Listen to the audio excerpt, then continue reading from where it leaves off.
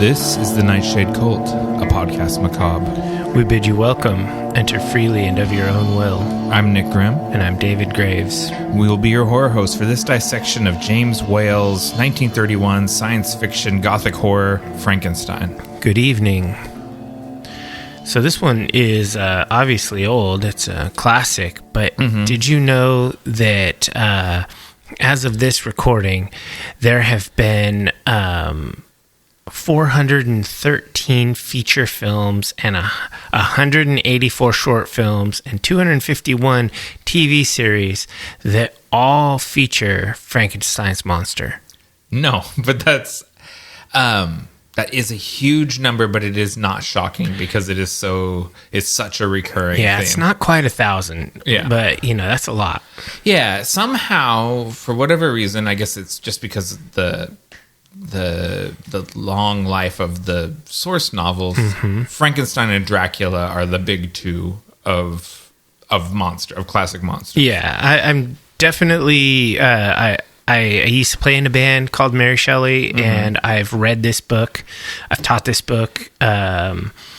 It's a very good novel, and it's kind of credited as one of, if not the first science fiction novel. Yeah, there are others that are sort of debatable, but it's very, very early in the science fiction canon.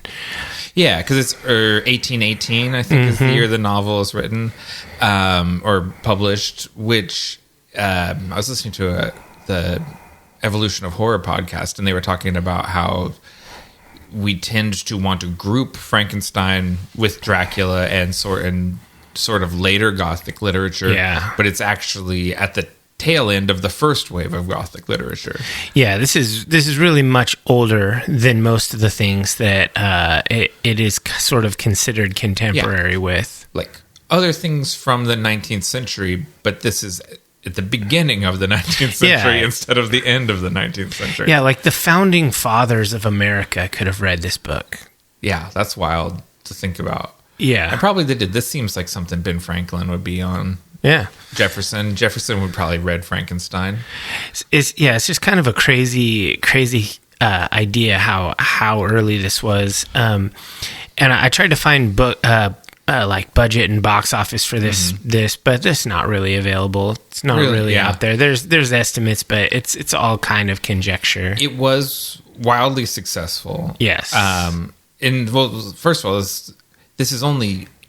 it comes out like 8 months after Dracula. I'm constantly shocked at how Universal could crank these movies out, like how fast they made them, and just were like, green light, shoot, market, on screen.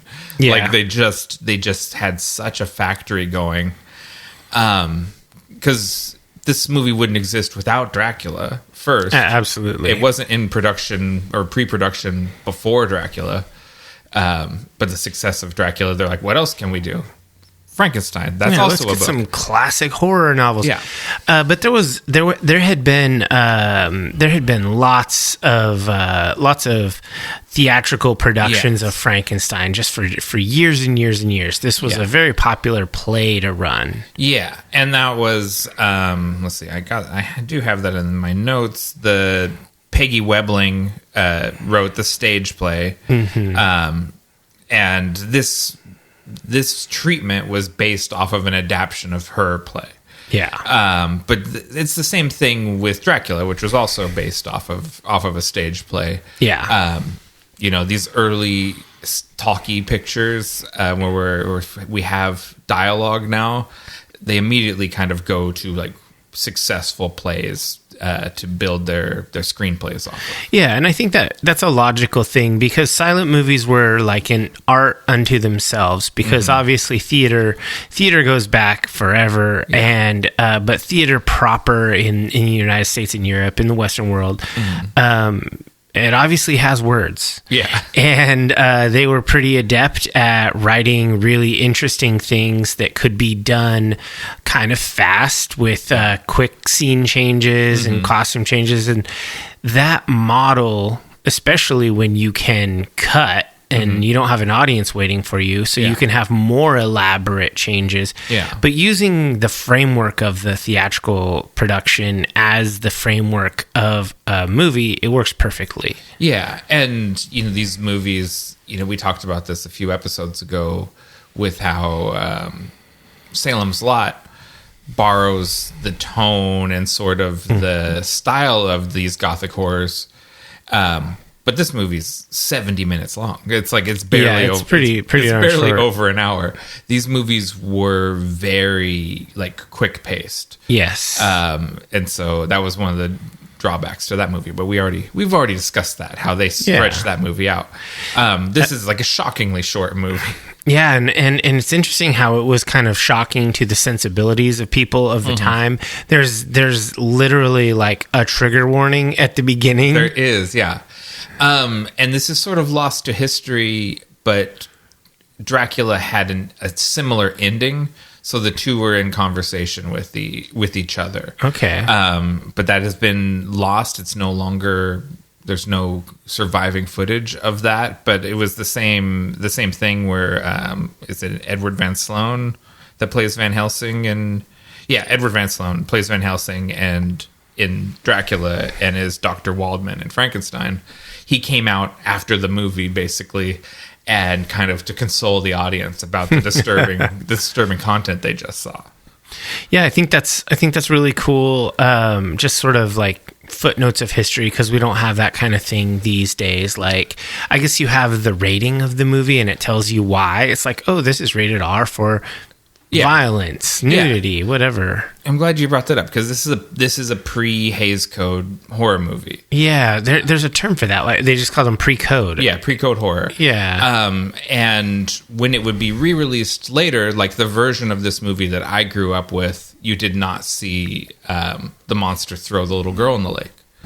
It was implied violence. Yeah, it would cut away right as he reached for her. And then the next thing you see is the father carrying her body through the streets. So even like the DVD version I have, because that piece is spliced back in, it's of a lower quality than the rest of the movie is.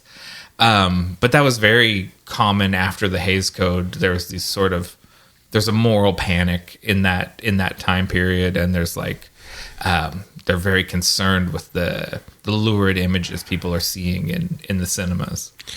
It's always an argument where old people want to limit things because they don't trust that people will be able to handle what, it's the weirdest idea ever if you're a conservative who is ostensibly concerned with freedom and individual rights, then to choose to censor and limit the rights of other people to both expression and consumption. That's actually very weird. Relatively recent that kind of conservatism is attached to political conservatism. It's always been sort of historically the opposite of the Democrats in America being more the censorship party, like going up until probably the 1980s. Like that starts. To a certain extent, I think that both parties have been pretty bad about it, especially when it comes to decency and all that stuff. Like, but the whole individual freedoms and all of that has traditionally been linked with states' rights and individual rights, and that's been a right-wing issue for a long time. But censorship, it seems to swing both ways. Both the left and the right love it. They both like to get their hands dirty. And it's an easy victory to take something away that's considered immoral. Yeah, you can get pearl clutchers to vote for you in that case. And it gives famously Tipper Gore. It gives something for the wives to campaign about. Yeah, something for them to go out and do. I didn't expect we'd go on that tangent. Well, when you're talking about the origins of pre-censorship movies, how they then had to get censored after, and it's literally, who hasn't been to a pool or a lake or a river and seen some dad or a bigger brother pick up his little sister and chuck her in the water? Yeah. Like, I've literally thrown my little sister in the water. It is honestly the cut as he reaches for her and then her limp body is much more disturbing than seeing him throw her in the water and then panic when she drowns. Yeah. Which is more humanizing to the creature. Like, it shows his remorse, you know, and his sort of innocence, and it shows it was an accident. Yeah, Whereas, yeah. like, He threw her in the water because they were throwing flowers in the water, and you know she's pretty.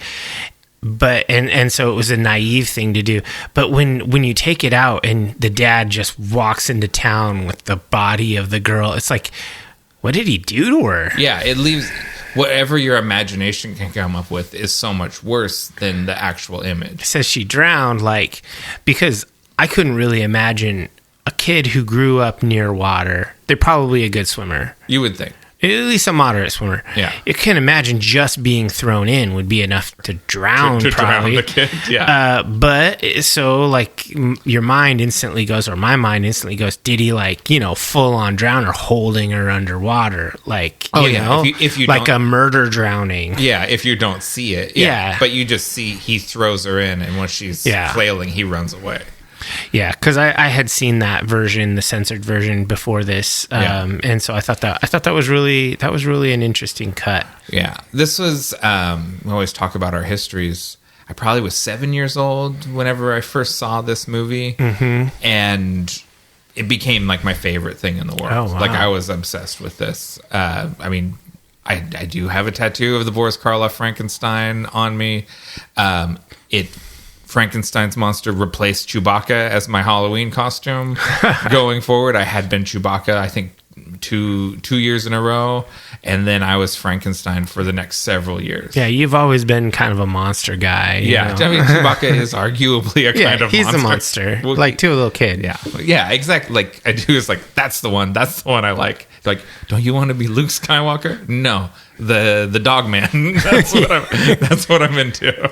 Yeah, I like Darth Vader, so I guess that's where we're at. Yeah, and Dracula. Yeah, you know? exactly.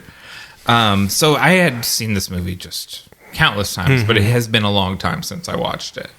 Yeah, I watched this movie a bunch of times when I was a kid because, you know, it was on, you know, cable reruns, TNT or whatever, the USA Up All Night or like those sort of things. Yeah, I watched this movie a bunch of times, but I was never that into it. I was always like, okay, yeah, it's Frankenstein. Cool. Look at how dumb he looks. Ooh, he's scared of the fire. Like, I always thought the monster was lame. Oh, yeah. Yeah. When I was a kid, I was like, the Frankenstein's monster, like any dude with like a torch and a club could just kill that thing. Yeah.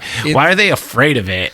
It's true. I mean, it's sort of like a large developmentally delayed man. Yeah, like it's really, and they you know, get together a lynch mob instantly with really no evidence of any wrongdoing, although he has at that point killed 3 people.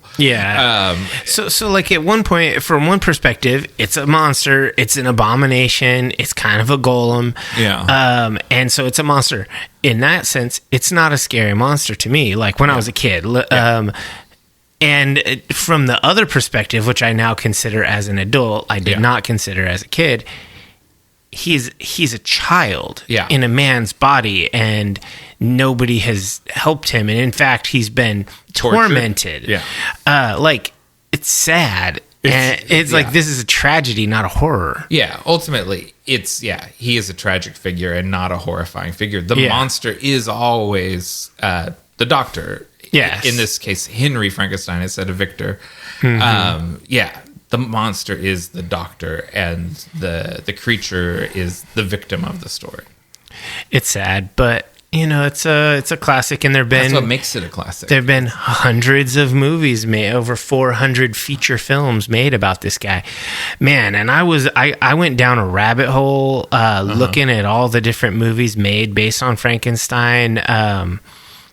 That's a lot of stuff. Like, and some of it kind of piqued my interest. Yeah. And some of it, I was like, wow, that looks really schlocky. Yeah. I mean, a lot of that stuff, like, that's coming out of Italy in the late 60s, early 70s. I've never seen any of that, but just like the titles of those movies have always intrigued me, and like the poster art. But I know they're trash, but there's probably some fun trash in there. So most people online say that the second one, Bride of Frankenstein, is kind of the pinnacle of this era. Frankenstein. What do you think? I haven't seen it. Arguably, it's the best of all the Universal Studios horror movies. Okay, interesting. Yeah. Then why are we doing this one? Because we're doing all three of the originals. That's our bonus episodes. Yeah, we're doing this one, Bride of Frankenstein, and then Son of Frankenstein. Okay, all right. Take the whole Karloff trilogy. Son of Frankenstein. Didn't they make wasn't there one like a young Frankenstein made that's the Mel Brooks movie in the 70s. Definitely saw that. Yeah, love that movie. It's fun. Yeah, that's a classic too. Yeah. All right. So let's. We've sort of started talking about the writing and the story and all of that already. So let's play the music, and then we'll come back and we'll deep dive. Frankenstein.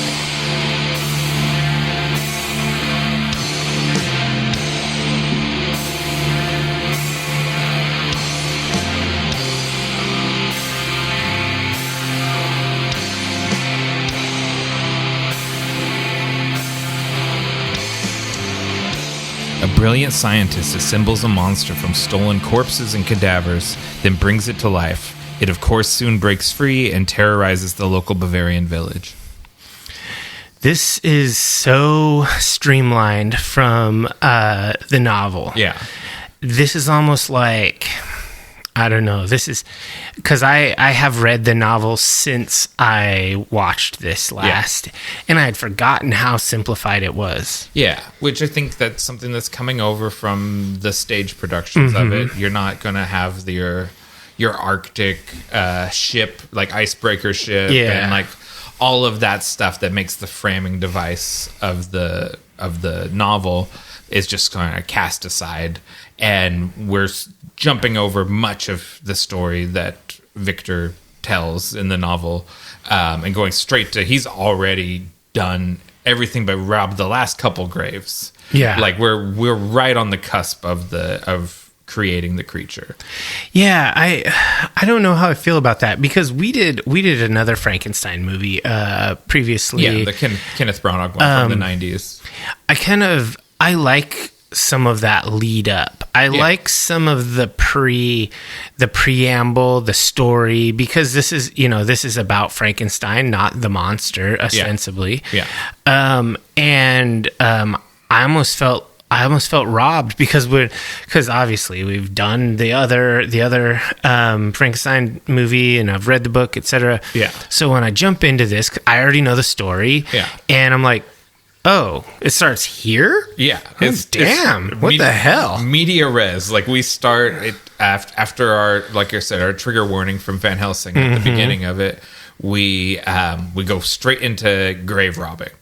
Yeah. And like our Dr. Henry and his hunchback assistant Fritz waiting for them to finish burying this grave so they can promptly dig it up. And correct me if I'm wrong, but Fritz is a whole cloth creation. Basically, he's not really a thing. And then in later movies, there's Igor, who's just Fritz reskinned, right? Complicated. So Igor comes in Son of Frankenstein. Okay. And he's a different kind of hunchback because it's not a birth defect. He has a broken neck that healed bad. Okay. I didn't consider the source of the hunch. So Igor comes in. So which one is Notre Dame? Or he's the birth gotcha. defect, Quasimodo, Yeah, it is it's sort of an ugly thing of these movies that hunchbacks are sort of low-level monsters. Yeah, they're like subhumans. It's not cool. They're like hunchbacks, people with club foots, cleft palates. Any sort of birth defect makes you a mild monster. Yeah. So, anyways, directed by James Whale. I'm going to cut that out, and that's just going to be like blackmail. Yeah. Nick's getting canceled. Yeah. He's ableist. Yeah. Just a still image of my face, like reaching for a camera, and that quote plays underneath it. That's it. And I'm sunk, man. I'm cooked. Directed by James Whale. He was replacing Robert Florey, who was set to direct this movie ahead of him, with Bela Lugosi starring.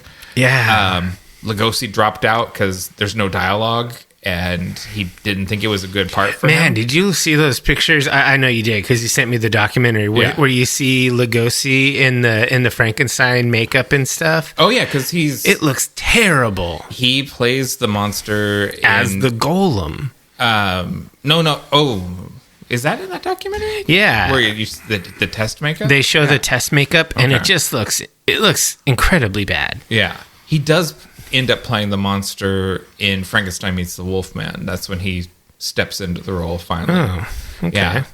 They made a lot of these. Yeah, you got to work too. Yeah. So, the screenplay is by Garrett Fort and Francis Edward Farrow, and it was adapted from a treatment that John Balderston had done as an adaptation of Peggy Webling's stage play. Okay, so it's like a triple adaptation, but. And this adaptation notably adds in the plot device of the abnormal brain, right? Yes, because that's not from the source. It's not from the source. It might be in the play though, and the assistant, the Hunchback assistant, is definitely from the play. That's a character that's added in there, probably. So that Frankenstein has someone to speak to while he's doing things, right? You have to. Sure. Otherwise, he's just monologuing to himself while he's robbing graves. So, who's your preferred weirdo, Fritz or Renfield? Oh, because it's the same guy. Yeah, it's the same. It's the same actor, Dwight Fry. Renfield gets more stuff to do. I love Renfield. Yeah. Especially as like running around out in the town and stuff. My favorite, Fritz has cool stuff to do too. Like he climbs up on that gibbet to cut the that opening scene is a banger of a scene. The grave robbing scene is awesome. So I like Fritz, but the thing that gives Renfield the edge, I think, over Fritz is the stuff he does where he's just staring out the window of his cell and describing the things that Dracula is doing, like the plague of rats and stuff like that. And it's really good acting. Yeah, there's no budget to show it, so we have him telling us about it, and he's so maniacal and he's just really good at playing these little goblin men. Yeah, he was his generation's Grima. Yeah, or Gollum. Or Gollum, both. To his detriment, because he was so locked into these roles. Kind of anyone in these Universal monster movies gets typecast terribly and has a hard time doing anything else. Yeah. But horror afterwards. Man, we needed a Boris Karloff Dracula. Yeah, and he never did that. He plays in the future, he plays a lot of mad scientists. That's sort of the role that he ends up. Okay. He kind of graduates out of being the monster and into being the scientist, and then plays a version of the mad scientist repeatedly across a number of movies. Yeah, that's a trope that people like to go back to. Yeah, and he kind of terribly injures his back making this movie, and so he can't play the monster forever. It's just not physically possible. Yeah. Let's see what else. Let's talk about the themes. This looks like a classic romantic Satanism to me. It's challenging the will of God and daring to supplant God. There's the classic line, "Now I know what it feels like to be God." Yeah. Which that's another thing that's cut out in the post Hays Code version of the movie. Ugh. They, I think they put a big thunderclap over it or something, so you don't hear what he says. I think they snipped it out, and there's an awkward cut there. Yeah, wouldn't surprise me. They're not really concerned with art. No, the censors hate art. Actually, they're the original content. They just want bland content for people to consume. Absolutely. I mean, so this is the idea, I guess. One of the themes would be like alienation and like societal rejection. Yeah. How this guy's the monster is an outsider, despite the fact that he's, in the beginning, there's no reason for him to be an outcast. Yeah. Later on, after some sweet murders, then maybe, Yeah. Well, listen, other than little girl, all the murders are justified on some level, you think, because Fritz literally is tormenting him. Yeah. Because talk about outsidership. Everyone's an outsider in this. Henry's an outsider because he's ostracized from the academic norms, right? So he has to go and practice his super science in secret. Fritz is an outsider because he's got a congenital birth defect. The monster is an outsider because he's a man-made monster. What was my point of this? Oh, Fritz, being the bottom rung of society, he finally has someone beneath him. A legitimate monster, and he immediately becomes the tormentor, right? Like, he is tormented, and now he finally has someone that he can put the screws to. And that's, you see that in the real world. As soon as somebody who has been treated poorly has a chance to be the top dog, then they just repeat the abuse that was heaped upon them. Yeah. And Henry, in his sort of post, nut clarity, he's sitting there with Dr. Waldron. He feels like he's got some sort of legitimacy now. He's proven to his old professor that he can really do the things he said. Yeah. And he's just letting Fritz go nutso downstairs. Like, he's down there. You hear the monster screaming and Fritz laughing, and he's just ignoring it. Like, like when you two kids are fighting and the parents are not involved. Oh, yeah. Henry Frankenstein, deadbeat dad, is all the way. Yeah, for sure. That's really a good analogy, is just parents ignoring the one kid just beating the hell out of the other one. Yeah. You see it in public, and it's really obnoxious. Yeah, because they're like, oh, they'll figure it out. And he's like, oh, Fritz torments him so, and stuff like that. It's like, I don't really like it, but I'm already on to the next project, and I got to get married tomorrow. And he's like, I'm just thinking of other things. Yeah, I'm past that. That's just a successful experiment. I'm done. Did it. I know what it feels like to be God. Great. It's like, I am God. Yeah. Now you have to pay attention to me. I'm probably going to go back to the college and take your job. And, he's already moved on, and the fact that his assistant is tormenting the monster is just, that's not, it's an ugly thing, but he earned it. You think he takes Fritz with him back to the college, and he has him as an assistant there? Yeah, just makes him carry his books. Or do you think maybe Fritz he's not fit for polite company? I don't know. I mean, probably not. He probably isn't, but yeah, I don't know. I think Fritz is a good toady. That's the sort of toady you keep around. And if you ever need him to like throttle a student or something like that, he'll do. Absolutely. He has no moral qualms about anything. You can send him to do whatever. Yeah. When that disruptive kid leaves the class, I'd like you to wait outside and strangle him. Yeah. Follow him home and strangle him, would you, Fritz? And if you can bring his brain back, that would be ideal. Yeah. Then we'll reanimate him and you can torture him. Yeah. All you want. Yeah. It's sort of, because the monster hangs up Fritz, and I kind of was thinking, I'll just pull him down and reanimate him, and no harm, no foul. We just move on from this. Yeah, I mean, if you have the technology. Next lightning storm, we just pack him on ice, and next lightning storm, we just shock him back to life. Maybe he'll be more, more pleasant. Yeah, he'll probably be fairly lobotomized by the whole thing. Absolutely. So do you want to move on to visuals? Yeah, we can talk. We can move on to visuals. I have more to say about James Whale because he's such an interesting character. Go ahead. I'm curious. Well, James Whale, because talking about outsiderness, James Whale was an out gay man in the 1930s. That's just not something that was done. Like, it's very, very uncommon. Yeah, and there is a lot of, you talk about outsiderness, there's a lot of queerness coded into these stories as well. Okay. Are you saying that Hollywood has gay people? It seems like there was an awful lot of them, but usually they weren't as open as he was, and he just sort of refused to hide it. Yeah. At a time when it's still illegal in many places to be homosexual. Yeah.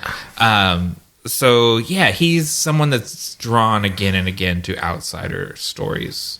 Okay. And he's a very interesting guy. Yeah, I was unaware of anything about him, so I think that's interesting commentary. So going visuals, the cinematography is by Arthur Edison, and I just let some other movies Arthur Edison shot because the cinematography is incredible in this. All Quiet on the Western Front, Maltese Falcon, probably heard of that. Casablanca, probably heard of that one too. So he's good. He's very good at the camera, man. It's a guy that's very good at camera work. Yeah, I mean, that's one thing I did notice about this movie is it's cut. It looks really good. Like I like Dracula as a character better, and I really like the Dracula movie that had just come out. Mm-hmm. But this one is noticeably shot better. Yeah, it just looks better. It's more modern. It seems weird to say this about two movies from the 1930s. Yeah, Dracula is shot like almost like a play. Yeah, and it is like a silent movie, but with dialogue. Yeah. Whereas Frankenstein is a modern film. It feels like a movie, like a proper movie. The camera moves around a lot. Mm-hmm. And there's multiple different sort of camera styles, like it's got, I think, the first 360 degree tracking shot in where the camera moves in a circle around the subject. Was it just being held with like a gimbal? No, I think it's literally on a track it. Yeah, okay. and you roll it around the track. Interesting. Yeah. Okay. It does. I don't think you have telescoping zoom lenses really to work with, so you do zoom, like punch in zooms with jump cuts. Because there's a thing where it closes up on the monster's face when we first see him. He walks backwards into the room and then turns around. And then you have a series of jump cuts as the camera presses in on him. Yeah. And so, because you have to literally, to get closer, you have to move the camera closer because you can't just zoom it in like you could with a modern camera. Yeah, I also really enjoy how they take that German expressionist vibe and they really employ it here. Like the shadows are so dramatic. Mm-hmm. There's multiple shots with like canted camera angles. There's extremely stark lighting. Yeah. And I just feel like that makes it a Gothic movie. Yeah, and it shifts back and forth between the expressionist like lighting and camera work to like when you go to the Frankenstein Manor. Yeah. Things are very staid and traditional and it's well lit. And it's almost like it's in a different world than when we're in the Watchtower, where everything it looks like you said, like a German expressionist movie. Yeah, like when he's when there are scenes with Elizabeth Clark or even Baron Frankenstein, those scenes are they're like from an entirely different film. Yeah, they're so normal. Yeah, Baron Frankenstein especially, like. He's not aware that he's in a horror movie. He's in just like a period drama. And he's kind of funny. Yeah. He's kind of blustery. Like he's the closest thing to comic relief, but I guess that's not visuals. Yeah. But like his scenes don't look anything like the other ones. And at first I thought it was a lack of cohesion in the movie. I was like, this is weird. But then as I kept watching, I was like, this is just very intentional filmmaking. Yeah. He is so disconnected from the world of what's going on in that Watchtower.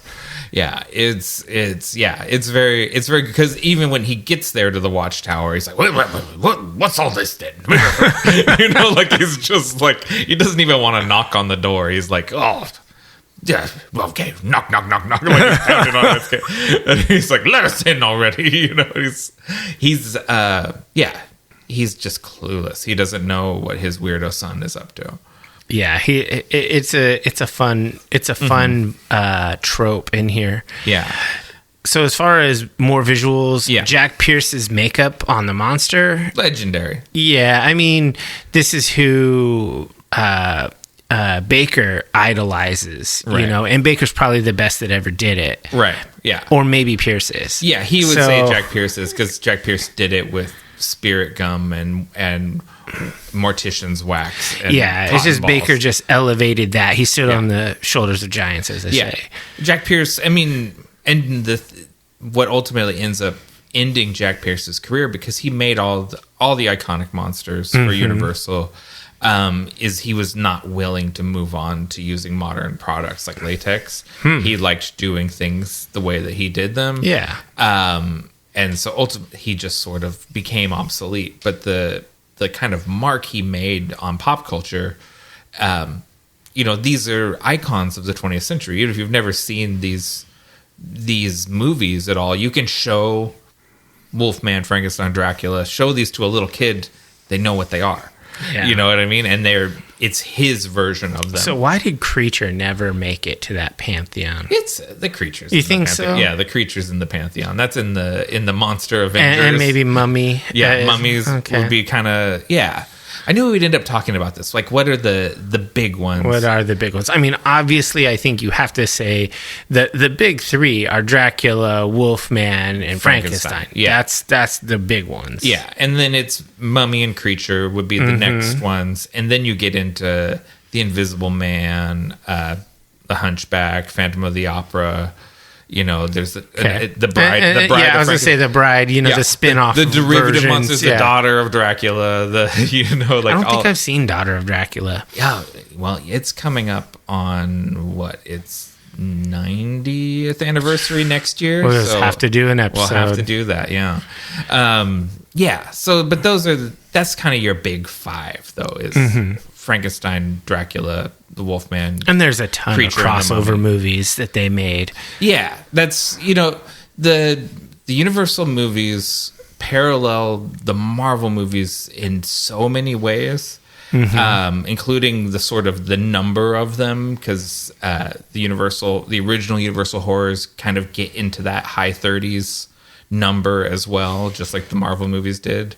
And I mean, they're still making the Marvel movies. They probably will never stop. Marvel, I think, will go past the original run of Universal. But if you count the Hammer movies, like the Universal movies also sort of never stopped. Okay. Because when you get to like sort of the end of the original black and white movies, Hammer kind of picked up and started from the beginning again. Like they did a full reboot. reboot. Yeah, and Universal was the distributor for those movies in the United States. So Universal continued putting out these movies through the 60s into the 70s. So when do we get a full reboot of the Marvel Cinematic Universe? I don't know. After Secret Wars probably is at least a soft reboot. Oh, okay. Yeah. More about the visuals. Yeah. Robert Florey was the original plan director for this movie. He did some sketches and things like that, but ended up him being replaced by Whale. A lot of his sort of pre-production stuff makes it into the movie, and he's also someone very influenced by the German Expressionist style, and did some of the illustrations of like the sets and things like that. The sets we can credit that to Kenneth Strickfaden, who made all of the electrical gizmos, all the Jacob's ladders and all of that stuff. And these would get reused movie to movie. He was the guy that did all this electrical stuff. I really loved that as a kid. Yeah. Like when I was a kid watching this, the laboratory sets were my absolute favorite sets for any of these movies. Like, it's cooler than any set in Dracula. It's the coolest sets in this movie. Yeah. I love Creature from the Black Lagoon. That was, for me, that was probably my second favorite monster as a kid. And it was cooler than any sets in there. These electrical lights, I mean, I have those stupid filament bulbs in my upstairs great room because of this. Probably it just subconsciously, I love this. Cool. Yeah, and there's like those capacitors that throw out sparks. Oh yeah, and just so much cool stuff. Yeah, so these would get reused movie to movie, going all the way up to Young Frankenstein in 1974, when they were going to build stuff out again, and they're like, Strickfaden's still alive, and he has all this stuff in storage, and they brought it all back out for that movie. Heck yeah! And that's his final film that he worked on. Which one? Young Frankenstein. Oh, okay. Yeah, but yeah, he's the guy. He's the guy that makes the Frankenstein lab stuff, and that's really cool. Super iconic. Set designer is Herman Rossi. The sets look incredible. The watchtower and the windmill are both just so weird and creepy. Yeah. Like, they look a little asymmetrical. Like, nothing looks plumb. Like, no one had a level when they're building these things. Yeah. They look like they're in a constant state of sliding down a hill. I think that this movie had a lot of like visual influence on later horror movies that weren't even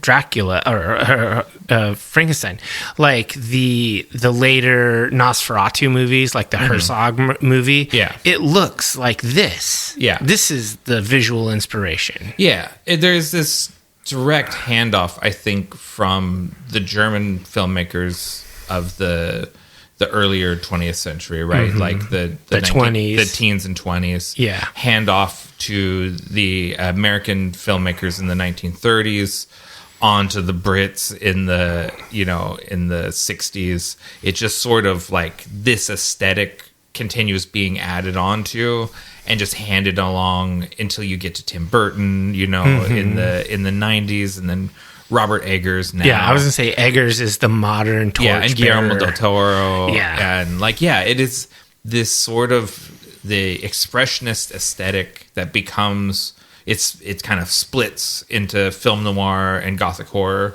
It becomes two parallel genres, and then those just sort of continue moving on into the future. And then they come back together in weird ways. Because like you get to like the cyberpunk movies, like Blade Runner and Alien and things like that, and the Gothic horror and the film noir and everything, they come back and bash into each other again. Yeah, it is really cool because this is a Gothic horror science fiction. Yeah, and so is Blade Runner. So is Alien. Alien especially is horror. Yeah, Gothic horror. So yeah, it's got this weird intersectionality and crossover that has sort of it's like when you need vibes, this is absolutely the way to go. Well, and like it's sort of just like with breeding, you're at the risk of inbreeding, right? If you're just mixing same and same, you need new genes to come to come into the mix, or it just becomes like a pastiche of itself. So like bringing science fiction and horror together, or film noir and science fiction, and like bringing these compatible genres together strengthens it and adds more texture to it. Yeah, the old saying, like history doesn't repeat itself, but it often rhymes. Yeah, that's basically what we've got here. We've got a lot of rhyming that goes forward, and it's pretty cool because this movie took a lot from those earlier German films, and then later films took from this. Yeah, and so while we're talking German, it's interesting, something that just strikes me very interesting in this. It's such a German setting. It's a Bavarian village. We have a Burgermeister and a Baron, and it's so Germanic. and people are in German dress, like the villagers are wearing lederhosen and stuff. Most people are British or American. Oh, yeah. Like there's no, other than Edward Van Sloan, who's Dutch, there's no one with a non-Anglo sort of accent in the whole thing. Yeah, I wonder when people started caring that German people speak German, or at least English like a German. Yeah, with that sort of, I don't think that sort of authenticity is even being considered. It's theater of the mind. Yeah, just imagine that they're German. And I never bumped against it as a kid. I did bump against the word burgomaster because it's like the mayor of the town, right?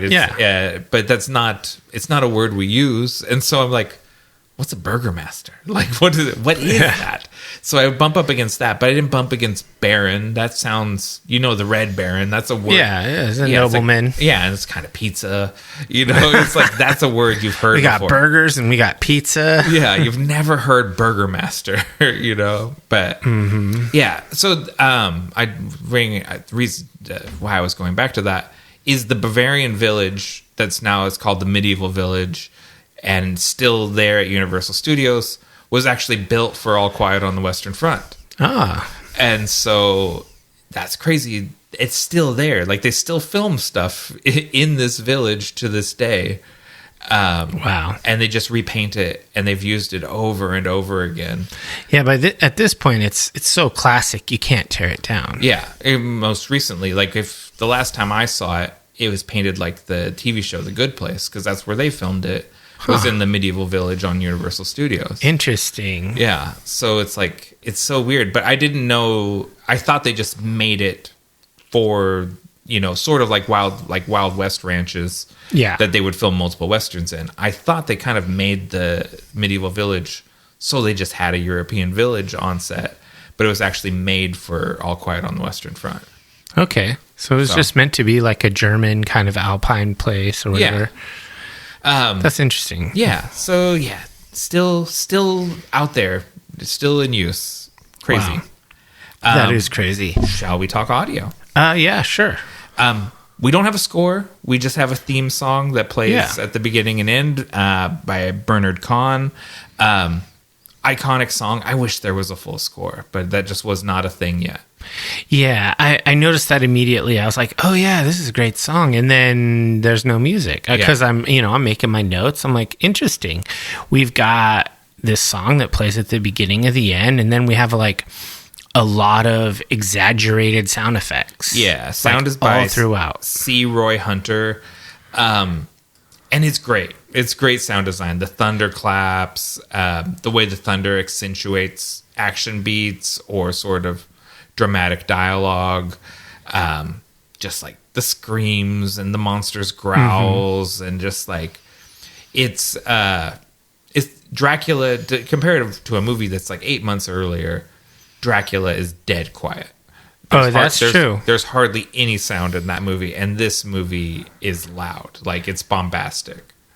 That's true. I actually really like that about Dracula because it's very creepy. Yeah. Like, I think that's really cool. But yeah, I think that this movie has enough silence in it to add tension and whatnot, but they do exaggerate a lot of the sound effects, like the crackling of electricity or the fire from the torches, and it sounds good. I never ran up against the sound when I was watching this as a young person, but these days I was like, wow, this movie just sounds different. It's weird. Yeah. And I think part of that is going to be, and I'm just bringing Dracula because they're contemporary, Todd Browning's coming out of making silent movies, and James Whale is starting as a sound movie director. Yeah, for sure. And is much more, and coming from being a stage director, which is, like you said, also based, like, sound design is a big part of selling it on the stage.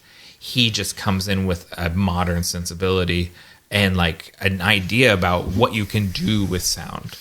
Yeah, I think it's definitely a mindset thing when you're a director who was making silent films, and then you all of a sudden have the ability to use sound, and that you're making talkies, you're still creating the same silent film but adding dialogue. Yeah. Whereas someone like Whale is he's filming a play that's more in depth. So sound and dialogue is integral to a play, and so he just keeps that going. Yeah. I think this later evolves when they add whole scores of music. It just and all gets of that. more and more layered. Yeah. Yeah, like think about there's a sequence when it's the wedding night, and they think like they get word that the monster's broken loose and it's killed the doctor, the Van Helsing guy. And Henry thinks he hears the monster in the house, right? Yeah. And that they have like a whole sort of Scooby-Doo chase around the castle looking for the monster, and you hear sort of hints of the monster, but they go upstairs and he's not up there. Or they run downstairs to the wine cellar and he's not down there. That whole thing is predicated on these sounds, like the sound of like, oh, I hear him in the other room. Yeah. You know, like that's just not something you could have done 20 years before this. And Benny Hill became a thing. Yeah. Running all over the place. Yeah, I think that it is interesting how they used sound way more intentionally than previous movies, and I think they laid the groundwork for later horror movies as well. For sure. That's all I got for sound. Let's get into performances. Who do you want to do first? Colin Clive as Henry Frankenstein. I love this guy so much. He's really good. Yeah. It's you walk into my house, there's a big giant Frankenstein poster, right when you walk in. And Lisa said, when we were watching this, she was like, why are all these names so familiar? And she sort of like looks up and it's like, oh, I see them every day. Yeah, that text is burned into her brain. Yeah, she was like, I know all of these names. It's so weird. And it's like, yeah, it's just right there, right when you walk in the door. Colin Clive is in big letters. Yeah. I just think he's a really interesting guy. He in real life, he struggled with alcoholism. And, you know, James Whale cast him, I think, multiple times because he's not really having to reach that deep to play this character. This sort of wild mood swings, I think, that's right there for him to get to pretty easily. But he is so good at this sort of, and now we say bipolar, what they would have said manic depressive in that era. He has these wild swings where he's completely manic or forlorn and downtrodden, you know, and just I think Colin Clive is so good at doing that stuff. Yeah, it's almost like a Jekyll and Hyde vibe, with how different he is from scene to scene. Yeah, and there's a lot of parallels. It's my understanding the stage plays kind of leaned heavily on this Jekyll and Hyde sort of parallel where the monster is seen as being the sort of the opposite side of him or of Victor. Yeah. In the story, even if you go to like the Edison Frankenstein from 1910, the way I interpret the ending of that is that the monster didn't exist the whole time. That it was just him. It was him. It was the doctor, and that was it was all a metaphor for his mania. Interesting. Yeah. Yeah, I haven't seen that one. I have it in the show notes. It's only like 15 minutes long, so it's totally worth watching. But, nice, I'll check that out. Yeah. Next, I've got Mae Clark as Elizabeth Lavinza, Henry's fiancée. A sort of thankless role, but I think she does it well. Yeah. This is another one of these early Hollywood, you know, this movie barely features women at all. Yeah. She's more than an object. She does drive the story, right? Because she worries about Henry and leads to his pal Victor and the doctor going up to check on him. Yeah. So she's active. She has some sort of agency, but it doesn't pass the Bechdel test. She never has a conversation with another woman about something other than a man. Yeah, this, she's kind of a token on the cast list. Yeah, I was surprised. I was expecting her to die because Elizabeth dies in the novel, and that's such a central part of the story. And the fact that the monster basically just scares her and then runs away. And I was like, I was expecting her to die, and I sort of had made a false memory that happened, that they killed her. Yeah, I couldn't remember. Yeah. But yeah, it surprised me that she wasn't killed as well. I was like, oh, this lady just exists to die. Yeah. No. She doesn't. And spoiler, she doesn't die in the next movie either. She makes it through both of them. Oh, nice. Yeah, so that's a win. I think that's a plus, because I hate the fridging the wife so the male protagonist can feel something. It's just tired and it's bad storytelling. Yeah. She has a good scream too. Good proper scream queen scream. Yeah. Has to be one of the first scream queens. Yeah, I mean, it's one of the earlier movies with sound. So. Yeah. Maybe she is. Well, I'll have to look into that. She may be the very first scream queen. That's interesting to think about. John Bowles is Victor Moritz, Henry's friend. I don't know why they swapped Victor and Henry's names around. Yeah, it's weird. It's sort of like I feel like they do the same thing with Lucy and Mina in a lot of the Dracula adaptions. They'll swap those names. Because I think it's because they think one name is more acceptable or more accessible Modern. and simpler. Yeah. Like Henry, that's an everyman's name. We'll name Frankenstein Henry Frankenstein. Yeah. And they're like, who cares? No one's read that book. It's 100 years old or Yeah. whatever. 200 years old. Yeah. So again, he's even got less to do than Elizabeth does. Yeah, that character is a bit part, basically. Yeah. All right. Burying the lead. But he's billed fourth, Boris Karloff as the monster. Yeah, I mean, it's interesting how he was cast based on his appearance. Yeah. He was seen across a lobby or whatever. Yeah, in the commissary at Universal. Yeah, just a big, tall guy wearing his best suit. Yeah. Looking striking. He is sort of just a ghoulish-looking guy. It's he's got a real sort of heavy, like, forehead and sunken cheeks, like high cheekbones. Yeah. It was interesting in the documentary where they talk about how he wasn't sure if it was kind of a backhanded compliment that he was cast based on his appearance, because he thought he looked really good that day. Yeah. He's in his best suit. He's like, here I am, looking my best, making sure to get seen, hanging around the commissary on my day off. Like that sort of thing. Like, some casting director going to spot me, and they see him and like, you'd make a great corpse monster. Yeah. And he's like, think of a golem, but kind of a zombie. Yeah. Yeah. It's like, an assemblage of parts. Yeah. It's you kind of look like you're put together wrong by you look like an abomination in the face of God. And he's like, oh, damn, I'll take the job. Work is work. Yeah, I heard a story today that it's interesting how we talked about this a little bit ago, the generations touch each other. Lon Chaney Sr., he's someone, their careers overlap with each other, and Boris and him shared a car ride one day, and he said the advice Lon Chaney had given him was that there's lots of competent actors, but there's not a lot of individuals, like people that have a unique presence. And it's not enough just to be good at it. Everyone here is good at it. Yeah. But to find the thing that is only you, like only works for you. Yeah. And I'm paraphrasing this all badly, but then Karloff then gives that same advice to Christopher Lee down the line when their careers are sort of overlapping with each other. Yeah. Because Christopher Lee had feelings about being sort of typecast as Dracula and trapped in that role. And Karloff kind of helped him to like, nah, you've got to, this is a blessing that you've got going for you there.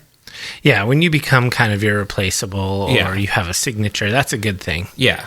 You always work then once you become an icon like that. For sure. Yeah, I think he did a really good job. I liked this performance because it made this non-verbal monster into a relatable character just through kind of physical acting, and he was terrifying based on his costume and his makeup and his stature, but you could really feel the childlike emotions within the monster. Yeah, and just like he's got a few really strong scenes, like the one where they open the skylight and he sees the sun for the first time because they've had him down in the dungeon. Yeah. And he reaches up for the sun and like wants to touch it. And then they kind of like, it's enough sun for one day. Put him back down in the dungeon. And it's just so like, he's so sad at so many times in the movie, like more than he's ever angry or scary. Sadness and fear are the things that he's portraying. Absolutely. Yeah, it's a forlorn character. The monster is a sympathetic creature, and I think that Karloff does a really good job of portraying that without it seeming cheesy or weird. Yeah, and he does not when people kind of mime the Frankenstein walk. Yeah. That's not what Karloff is doing. Like he kind of leans forward and stomps more than he does like the straight leg robot walk. Yeah, no. I think Doyle does the Frankenstein walk better. Lean forward and stomp. Yeah, he actually. Yeah, well, he's studied the craft. Yes, he's seen this movie more than I have. I think. But I was just really struck that a lot of some of what we think of as the cartoon version of Frankenstein's monster is not Karloff. It's the later people like Glenn Strange doing their bad imitation of Karloff. Yeah. So seeing it in its pure form, it's much more subtly acted than maybe you're thinking it is. Yeah, I agree. Yeah. I think that this has more nuance than people probably remember. Yeah. Next, Edward Van Sloan as Dr. Waldman. Yeah. I have this sort of theory because he plays essentially the same character in The Mummy as well, but with a different name. Yeah. If they had realized going in that they were going to tie these movies all together and start crossing them over, it would have been the same dude. Make him Van Helsing through all of the movies. Yeah, instead of Dr. Van Helsing and Dr. Waldman and whatever his name is in The Mummy, make him the Nick Fury that ties through the whole thing. But I don't think they just didn't realize that that's where they were building to until they got there. Absolutely. But he is essentially Dr. Van Helsing again. He's playing the same character. It's the same dude. Yeah. It's a decent performance. I don't think he was, in my opinion, especially notable, but I think it was definitely solid. Yeah. I like him a lot. It reminds me of my grandpa. His sort of dry delivery. Yeah. It's just a very Dutchman sort of way of doing things. He's like with this authoritative voice, whether it's earned, but whether it's earned or not, he's going to tell it to you like he's an authority on it. Van Sloan is really good at that. We talked about him earlier. Frederick Keir as Baron Frankenstein. Just a harumphy old English gentleman. Yeah, he's kind of almost like a bewildered, kind of out of his depths. Also, kind of not caring about a lot of it. I mean, he's not concerned. He's aloof, and it's like he does have sort of, you said, like kind of some of the only comic relief in the movie, like when he doesn't want to give the good wine to the servants because it's lost on them. Yeah, he's like, hey, give them champagne. This is lost on them, and he has like his line of maids sitting there. It could feel like he's in a totally different movie, but I do think that's intentional. Just it's how disconnected from his son's life he is. Yeah, and I think that Whale probably just wanted to have a little bit of dynamic in there. You know, it works. Yeah. Dwight Fry as Fritz. Yeah, Fritz the Renfield of the project. Yeah, I really like this character. He's really good. This is a little moment, but Fritz climbs up on the gibbet. He doesn't want to do it, right? Yeah. So Henry's just like, get up there on the gibbet and cut him down. And he's like, I can't. And he's like, do it. It's not that high. And he climbs up there, and he's like, throws down his knife, and he's like, throwing down my knife. And like Henry's already just like examining the body, like, what can I take from this? And not paying attention to Fritz at all. And then Fritz like fully like jumps down and kind of runs over, and Henry's just like doesn't give a shit about the incredible athletics of just climbing up on this thing and cutting it down. He just could care less. He's just fixated on the body parts. He doesn't care about Fritz at all. No, he's completely like, he sort of laments his death. He says a few times, poor Fritz, and it's all my fault. Like, and he really sort of kicks himself about it. But I don't think they even got Fritz down. They just left him hanging there in the dungeon. Why bother? They're like, oh, he's up so high. If only Fritz were here, he would get him down. I would have him climb up and take him down. Yeah, I need to go to the Catholic orphanage and go and get a new hunchback. Yeah, there's no henchman store. No, you're like, what do you have in a deformed orphan? Clubfoot will be fine. God. One arm shorter than the other, even. Just whatever. Yeah, one small eye, one big eye. Yeah, that's, it was like, you're in luck. We've got an orphan with all of these. Nutrition is very bad here for peasants. Do we have anyone else that matters? Yes, we do. Lionel Belmore as the burgomaster, Herr Vogel. Mm-hmm. He's not the one that matters. Marilyn Harris as Little Maria is the one that matters. Yeah, that was a really good role. Yeah. She's, I worry a little about the cat. I think it's pretty doped up. Like, semi-comatose. When it ran away, I was like, okay, the cat's alive. Like, because it can dash away from her when she sets it down. This is a weird thing to be impressed by, but I was so impressed with her limp noodle when her dad carries her into town. Oh, yeah, for sure. Because she looks properly unanimated. Like, she's just hanging there. And that's not an easy thing for a kid to do. Like, to not breathe, and just your head lolling back. Yeah, and just get sadly carried through the village and be the ultimate party killer. Yeah, one of the things in the documentary that kind of struck me was like, she struck up a friendship with Karloff, and they, she really liked him, and he didn't want to throw her in the water. He thought he was really against that. He tried to get Whale to cut the scene or whatever, but they explained to him, that it needed to be in there anyway. And then when they threw her in, it was determined they needed to do it again. Yeah. And the girl was not stoked about that. Yes, she's like, no. And she didn't want to be thrown in again. And so they asked her, Whale asked her what he could, he would give her anything she wanted if she would submit to it.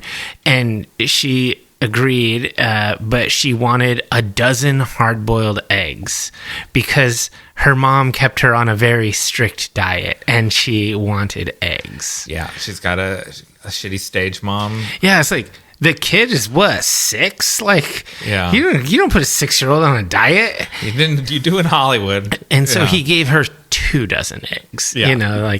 Well earned. Yeah. Well deserved. God, I can't imagine telling a kid they can't have an egg if it's good for you. Yeah. Too much fat. Yeah, you got to stay light if you want monsters to be able to throw you into the lake. And then the last person I have is Michael Mark as Ludwig, Maria's father. Mm-hmm. It's a harrowing performance. He looks pretty good. Very fucking sad as he carries that little girl, and then just all the villagers who are out there doing their polka dances and stuff, and because that's what Germans do. Every day. Yeah. All day. Yeah. There's a wedding going on. Even the assholes in the castle.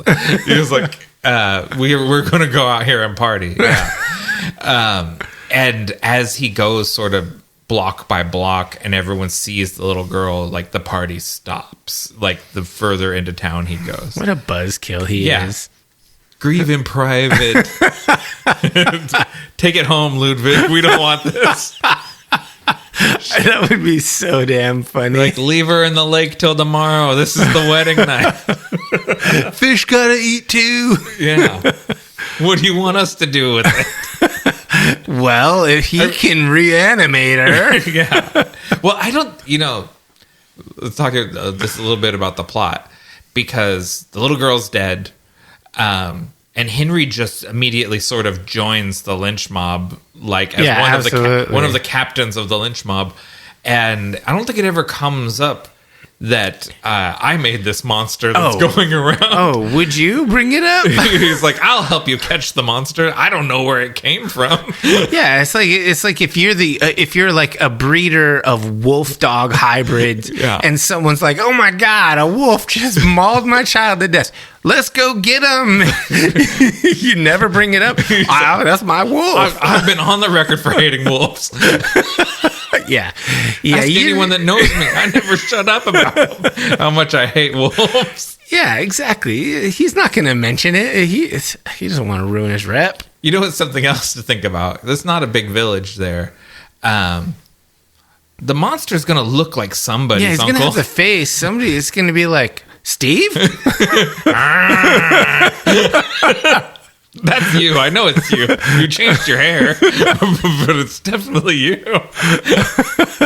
Yeah, there can't be that many dead people in the town. Not that big, right? Yeah. Like, but some of the maybe if he got it from one of the medical cadavers, it might be someone they didn't know. Yeah, that's but possible. If it's definitely a grave robbed face, then someone knows him. Yeah, like the fresh one off the gibbet. Yeah, yeah. Well, that would be the Branagh version. It is the guy that got hanged. Excuse me. Well, I think that's it for that stuff. Yeah. Wrap up. What's your personal highlight? I think it's tough because it's a short movie and it only really has a few like standout scenes in my opinion. There's a lot of story that's a little bit unexciting, but the biggest exciting scene that I really liked is the kind of the one that personifies the God complex scene, the it's alive scene, where you actually have he's gone full mad scientist, and you actually see the monster moves, and you get the full. It's in that amazing set with all the lights and the lightning and all this stuff. Yeah, I think that even though it's early in the movie, is probably the apex of the movie. Yeah. I would agree. It's the same scene that I picked.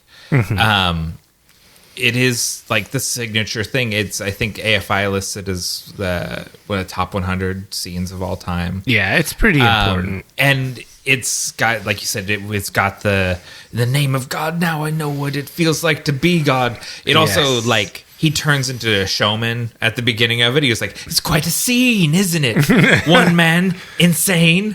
3 very sane spectators. Also Fritz, but he doesn't count as a man.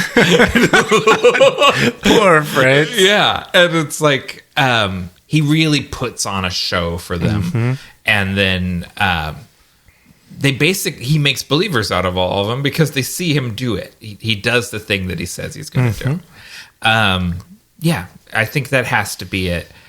There is several other really iconic ones, but that's the one. Yeah, that's kind of the scene of the movie. I like the grave robbing scene a lot, but it's just not even close in impact. Shouts to the burning windmill. That's also a dope scene. Yeah. What worked for you? I liked the monster's portrayal, even though I probably, if I were adapting the play, I wouldn't have gone with the childlike vibes.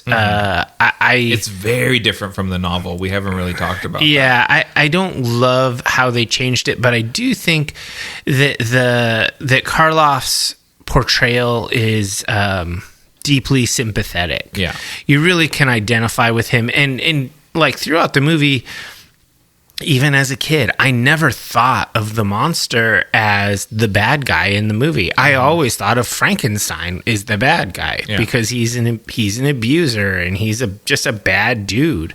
Like, I never thought of him. And now as an adult, I also agree. This guy is a bad guy. He's not he is the villain of the movie. Yeah. He's unethical to the max. Absolutely. Yeah. So, next point, I got the Gothic atmosphere. Yeah. I think that James Whale, he really uses that German expressionist style and then has amazing sets, stark lighting. He's got the expert cinematography going on. So basically, the Gothic atmosphere makes this movie more than the screenplay, I think. Yeah. The way that it is made outshines the material. And then I would say the last point would just be the influence. This is, even though there has been a lot of Frankenstein movies, this is kind of the one. It's the one that they all get measured against, no matter what. It's a deeply influential movie with these performances. The It's Alive scene, and then Karloff's the monster rampaging or cringing from fire. Those are the bar for this IP and monster movies in general. Yeah. So what about you? What were for you? I just have to try and figure out a different way to say the same thing. Yeah. So the visuals: Jack Pierce's makeup, Strickfaden's gizmos, Rosé's sets, Edison's cinematography. It just all looks so good. The movie is just gorgeous to look at. The performances, particularly Colin Clive and Boris Karloff, give just iconic star-making performances. Boris Karloff is fourth billed in this movie, and then he's first billed in Bride of Frankenstein. He became a movie star off of this. Yeah. And it's just, Clive brings his manic brilliance to it, and Karloff brings this sad childlike tragedy to it. Yeah, he does. He brings some special sauce to this role. Yeah. And then just the darkness of the material. You can tell it's a pre-Hays Code movie because it's got dead bodies up the wazoo. Right from the start, we're digging up a grave and cutting a hanged man down off a gibbet and taking brains out of jars. I really appreciated that. And there's a dead little girl. And oof, I liked that kid. Yeah, it's just... it's very dark material, and it's because it's from the time that it's from, they don't really have to hide it at all. That cemetery, that's not a place you want to go visit your grandpa's grave. There's a looming Grim Reaper. Instead of a statue of Jesus or Mary or something, they just have the Grim Reaper up there. It's it's just unrelentingly dark. Yeah, that's cool. What didn't work for you? So I found that a lot of the deviations from the novel made this a lot more shallow than Shelley's original work. I think that they replaced an articulate, intelligent monster with kind of a nonverbal, childlike monster. Right. And I think it was just oversimplified. I understand simplifying novels is required. Yeah. The abnormal brain plot device really just kind of sticks out to me as a bad decision. And it's very quickly disregarded, right? When Dr. Walden brings it up, he's like, "You stole a criminal brain," and he goes, "Oh well, it's just dead tissue." Frankenstein just doesn't give a fuck.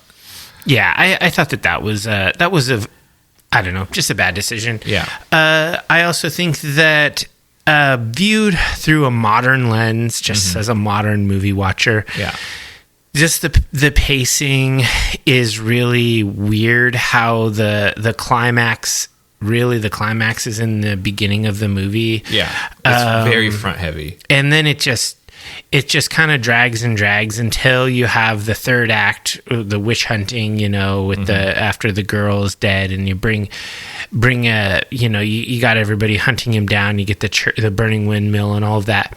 The middle of this movie is quite a lull. It's quite boring, and that's actually my third bullet point. One word: boring. It's just a boring movie. Yeah. What about you? What didn't work? So the storytelling gets really messy in the third act. It's sort of like you said, like it sort of comes almost to a dead halt after the monster is made, right? The drive of the story sort of just stops until the monster starts killing people. Yeah, it's so weird. Yeah, and then we're kind of racing to come to a conclusion, right? And like let's make this exciting somehow. Yeah, and they do have like it does have a thrilling conclusion by the time we get to the windmill, and sort of like the chase that precedes that in the mountains. But you're right, like it just loses like all of its momentum in that third act for a good long while. And it's not a long movie, so like for 20 minutes of a 70-minute movie to be slow, that's quite a good chunk of it that slows down. Much like Dracula, I just want it to have a score, but that's just not something that was done yet. I think King Kong is really the first movie to have like a full like synced score, or one of the first ones, and that's still kind of 2 years after this. So we don't have it, but I feel like it needs more music than it has. Like I just sort of feel like music would help some of these sequences. I agree. Yeah. And that's it. Like those are kind of my two quibbles with the movie. All right. Final thoughts and rating. It's a tough one to rate because it's deeply influential. Yeah. And there are some excellent performances, and the cinematography is great, and the sets are great, and the makeup is great. The writing is not good. The play that they base this off is trash compared to the novel. Like really, the plot and the writing for this movie is just such a bomb. It's a shit bomb. It's just an explosion of feces. So that's just so bad. Like it's boring as fuck, but it looks beautiful, and it has moments of greatness where the actors just jump off the screen. I think everyone is elevating the material that they're working Absolutely. with, right? It's just a bad screenplay where like the scene between the monster and the little girl, it's such a touching scene that ends in tragedy, and then Karloff's portrayal of just the forlorn feeling that he has after he throws her in and he realizes what he's done. It's like it elevates an otherwise kind of mediocre written scene. So I'm having a hard time with this one. Yeah. And I think what you're describing, it comes from that copy of a copy of a copy thing, right? This tape has been dubbed too many times. Yeah. So you have the novel, which is adapted into a play, and then that play someone wrote a new treatment of, and then two guys made a screenplay off of that. And so it is just sort of the quality of the writing is degrading as you go along. Yeah. So I mean, it's hard because it's a 3.5 star movie in reality. No, I'm just kidding. I'm debating between 4 and 5 really, because it's excellent in what it is. The same reasons I gave Vampire Hunter D a high rating. Yeah. It's vastly influential and groundbreaking in many ways. Right. On the other hand, I just wasn't entertained. Oh, okay. On the other hand, whereas with Vampire Hunter D, I was extremely entertained. Yeah.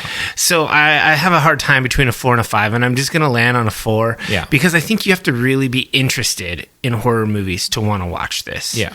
If you're just a generic person moviegoer, there's probably a better version of Frankenstein for you to watch, maybe. Hopefully in a couple days we'll have another one from Guillermo del Toro that is finally the perfect version of it. I came into this wanting to give it a 5 because it's like the seminal version. Yeah. But that lull in the middle just killed me. And then when I started kind of analyzing some of the writing decisions, I was just like, it's not what I want it to be. Yeah. So it's a 4. What you got? I'm also at a 4. Oh, wow. I thought you'd give this a 5. No. And it's like you said, like there is a point in, say, the first half hour of this movie. I sort of did this in my head ahead of time. The 3 movies, I went 4, 5, 3. Like I kind of pre-rated them what I think they are. And then I start watching this and I'm like, actually, I think it's going to be 553. I think both of these are 5s. And I'm just riding high. Like, this is a 5-star movie. 5-star movie, like up until the monster gets loose. After he kills Fritz and he goes off, right? And even up through the little girl part, I'm thinking maybe 5-star movie. And then you just get this draggy part that it just can't be a 5-star movie when you have moments like that where the movie just grinds to a halt. It felt like such a banger for about 30 minutes. Yeah, totally. And then something happened. Yeah, and it gets going. It's like one of those things, like they went off the road for a little while and it became a real rough ride, but they got the car back on the road and they got us to the windmill. Like they got us to the end of it, but you're going to remember that part where the guy went off, like fell asleep while he was driving and went in the ditch for a little while. Yeah, I think it's easy. It's a fair thing to say that this got boring for a minute. Yeah, and so when you get your Uber, your app, or your whatever, your Lyft, you can't give the guy 5 stars if he fell asleep and went in the ditch for a little bit. Yeah, that's a tough one. You're like, I don't want to totally tank your rating because most of this drive was great. Great conversation. You had a phone charger. You gave me a granola bar and a water. Hell yeah. Yeah, this was a good ride except for that part where you fell asleep. So 4 stars. Yeah, so that's where I am. 4 stars. So IMDb gives it a 7.7. Rotten Tomatoes gives it a 94. Metacritic gives it a 91. Wow, so we're low. Yeah, we're a little low, but we don't give 4.5 stars, which is kind of what this should be. Yeah. So yeah, that's fine. Okay, I can live with that. Sometimes we're overly generous, and other times we're a little maybe more critical than other people are being, but that's our honest opinion. Yeah, it is what it is. So let's take a quick break and then we'll come back with the Vault of Darkness.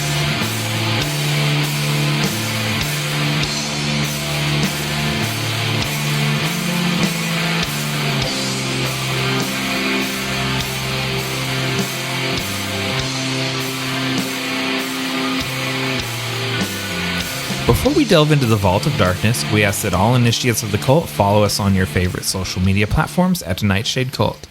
If you've enjoyed this content, help us grow the cult by sharing it with like-minded people. Leave us a review wherever you listen.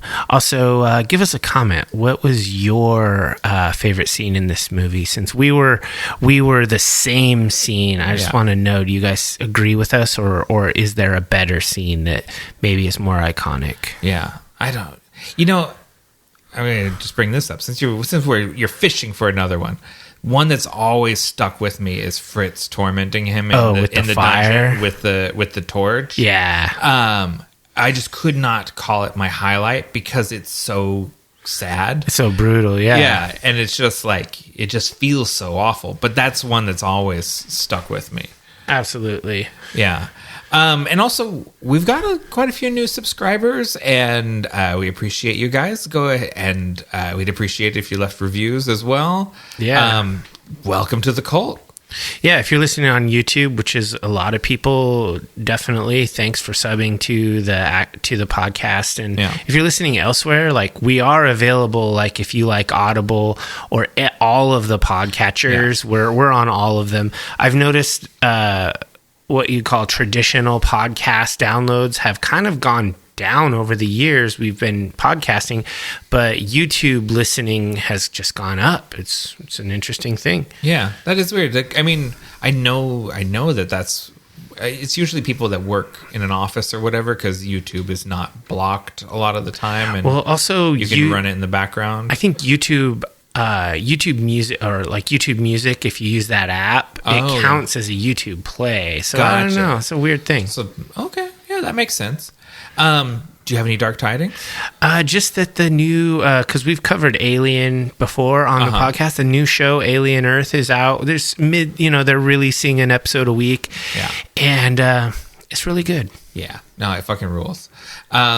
We should probably maybe when it wraps, do like an episode where we just kind of do our... Yeah, I mean, I'll be watching it anyway because I love this shit. Yeah. Well, I don't know when how many... There's 8 episodes, I think, so I don't know exactly when it's going to end, but maybe early in 2026 we'll do an Alien Earth kind of dissection. Yeah, that's really cool. Yeah. My dark tiding was we finally got a release date for Guillermo del Toro's Frankenstein. Nice. And a theatrical release date of October 17th, and then it's got three weeks in theaters, I think, maybe 2, and then it'll be on Netflix on November 7th. Oh, nice. Yeah, and so that's the plan, is for that to be the 4th of our 4 bonus episodes will be our dissection of that movie. That'll be awesome. I'm stoked for that. Yeah, I'm very, very, very stoked for that. What are you pulling out of the Vault of Darkness? This is not very dark, but it's what I've been watching lately. And it's you should have put the Alien Earth here. I should have, but it's not done yet. That's the thing. So they it's could still run into the ditch on that one. Well, and also since we're pre-recording this, we've only seen a little bit of it this season. By the time this airs, there'll be a lot more content. I probably would have. So I watched the show on Apple TV that I explained before that I recently got. Platonic. Okay. I don't know if you've ever seen it. It's a comedy with starring Seth Rogen and Rose Byrne.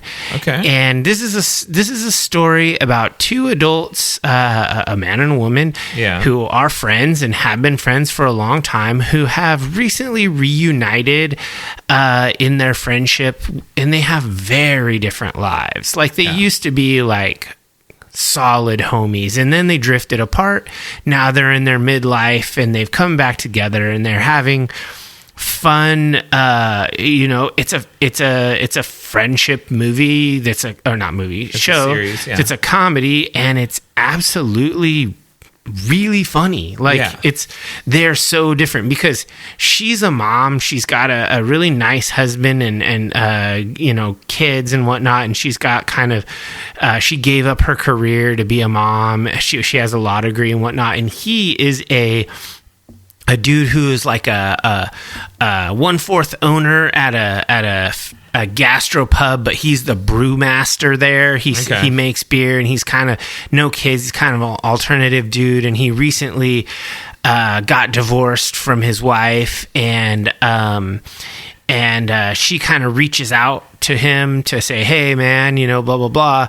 The original wedge in their friendship was when he was marrying his wife. She did the bro thing, like, "Hey, listen, I gotta tell you this, even though you're not gonna like me for it. Yeah, I don't think this is a good person for you. She's not a good fit. This is a bad partner. This is a bad decision." And that drove a wedge between them because he went on with the marriage and blah blah blah. And then but they stayed connected on social media, and they're divorced. So she reaches out again. Yeah, and that kind of rekindles their friendship. I mean, there's 2 seasons of it, and season 2 has 100% on Rotten Tomatoes. And the series overall is something high, like 92% or something. It's really funny, and they're half-hour episodes, so you can kind of just buzz through it. It's wild to me. Apple's really good at doing TV shows. Much better than Netflix and certainly better than Disney Plus. Like Murderbot is the best show I've seen in like a long time. Yeah, and that's an Apple TV. Apple killing it at doing TV shows that feel like TV shows. I don't know. Absolutely. They're not trying. It's not just a movie that got sliced up. It's an actual episodic show. The episode has a point and a conclusion, and you feel good when you're done watching it. That is something that just feels like it's been lost, is like the way to pace a television show. Because like you say, everything has become about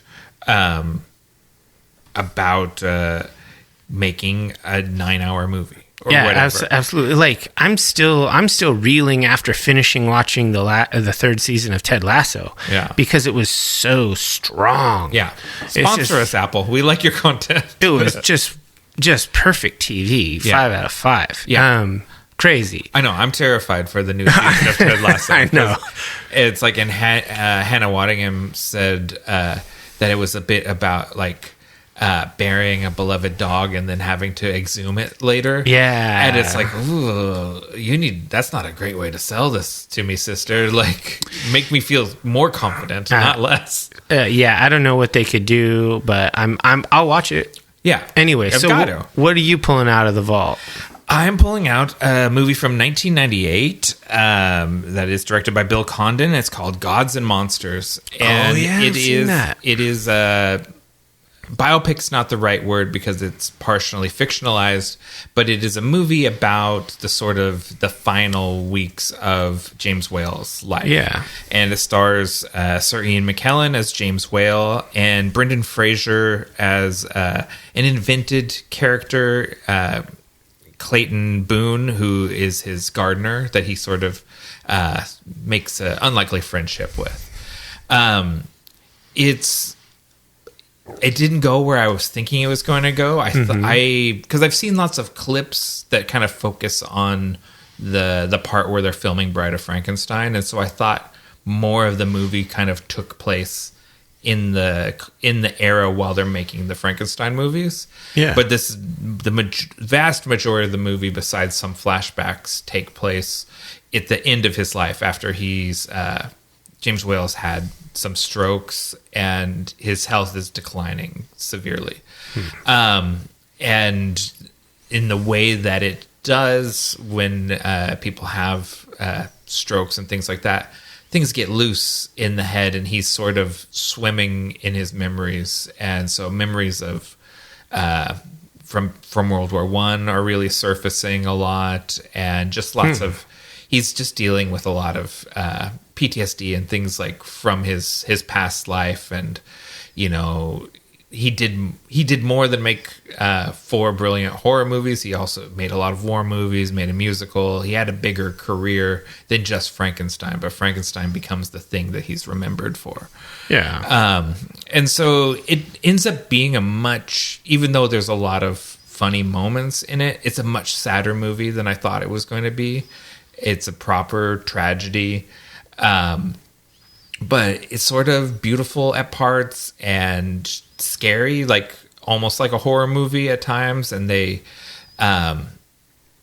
do a lot of sort of visual homages to the Frankenstein movies, like the camera movements and stuff. So it's really good to watch it close together with Frankenstein or Bride of Frankenstein. Because it's so obviously paying homage to those movies, and unless it's fresh in your head, you won't maybe catch it. Yeah. But yeah, I wanted to watch that because I've never seen it, and it won the Academy Award for Best Adapted Screenplay, and Ian McKellen got an Academy Award nomination for his portrayal of James Whale in it. And it is a really strong kind of powerhouse performance. He carries the movie. But it's kind of like a two-hander between him and Brendan Fraser a lot of the time. Just them, him telling him his memories about Hollywood and about the Great War and that stuff. So yeah, it's like a slightly qualified recommendation because the movie went darker than I thought it was going to go. And when we got to the end, I was like, I didn't know that's how this movie was going to go. I thought it was because of the clips I'd seen, I thought it was going to be a little lighter than it was, and it's properly dark. It's a very sad movie, but it's a good companion to the movies that we're watching. Okay, nice. We'd like to thank you for joining the Nightshade Cult. Until we meet again, we're wishing you unpleasant dreams.